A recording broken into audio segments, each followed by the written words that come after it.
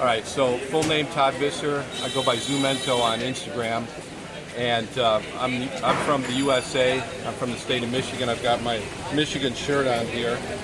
I've been doing street photography for a number of years. I'd have to say I probably started in about 2016.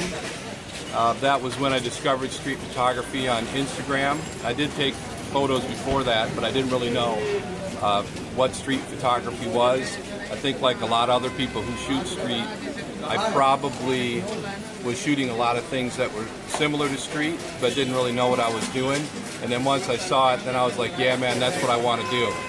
And I saw a lot of people on Instagram that shot a lot of really great photos, and I was inspired.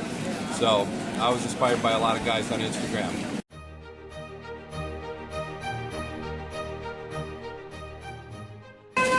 So I probably answered that one a little bit already, but Instagram, I hate to say it.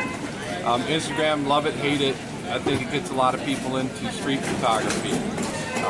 Once you discover it, you start looking around, it gets exciting. You see different types of pictures, different photographers, you make friends, and it just builds up from there.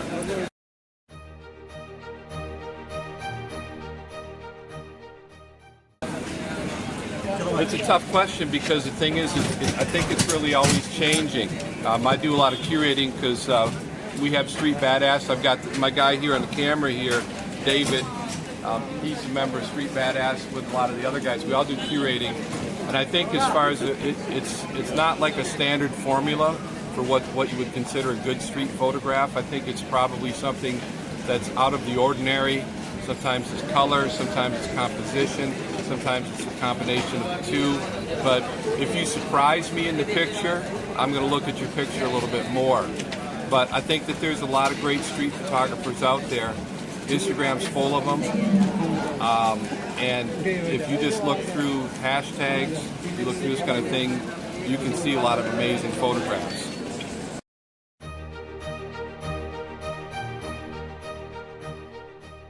I was thinking about this question when you sent it to me. It's actually kind of a difficult question, and I think if I'm honest, when I first decided I wanted to do street photography, I was really shooting with my phone, this kind of thing, and I think the biggest difficulty was kind of finding money for the camera. Because if you think about it, when you first discover street photography, it's like this concept. And so you're trying to take this jump from, I've got this concept in my head, to spending a bunch of money on a camera. And you're like, oh man, do I spend the money? Do I make this leap? Do I do that? And so once you decide to do it, you're kind of off to the races. But I think that was probably the most difficult thing for me personally, was spending the money on the camera.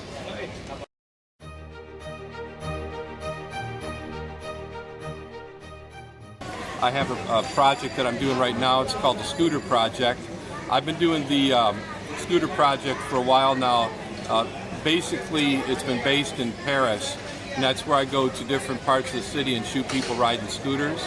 I've been surprised here, pleasantly surprised by the amount of scooters that you have in Mumbai.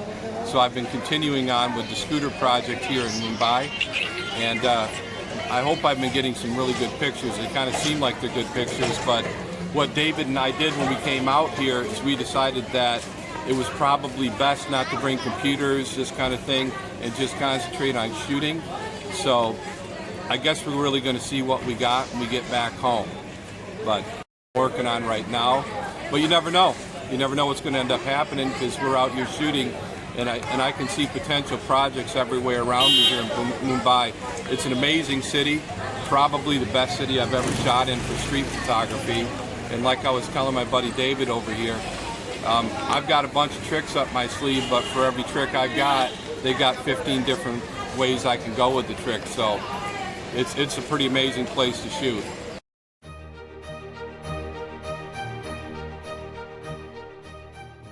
I think that everything starts out as a single image.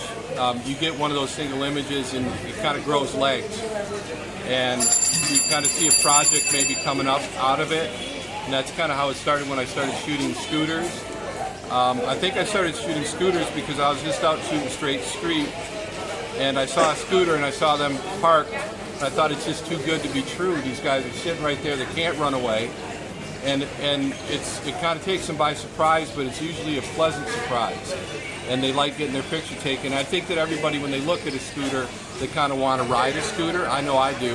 I think that most people want to get on a scooter, and I think there's a lot of that going on there.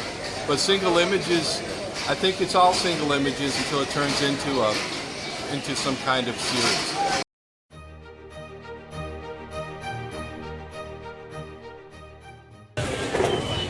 If we're speaking of a collective, I guess we talked about Street Badass. Street Badass has what we call the Dirty Dozen. I think there's approximately 20 people in there. I can't say that I have a favorite. It changes all the time, but the reason why we have so many different people is we have so many talented people in there. Obviously, I got my guy on the camera right here, David. He's one of my favorite photographers. He's over here in India with me shooting. But we do have a lot of fantastic different photographers in Street Badass, as well as different talents. And I thought when we started up Street Badass and we invited members in, we made a decision that we wanted to have different types of photographers in there to try to not just get caught in a rut. And I think that me personally, when we started up Street Badass, it really actually helped because it made me understand street photography that I might not particularly shoot, but it made me really appreciate and actually grow to love a lot of it, to be completely honest with you. But so the short answer is it changes from day to day, but there are a lot of great photographers out there.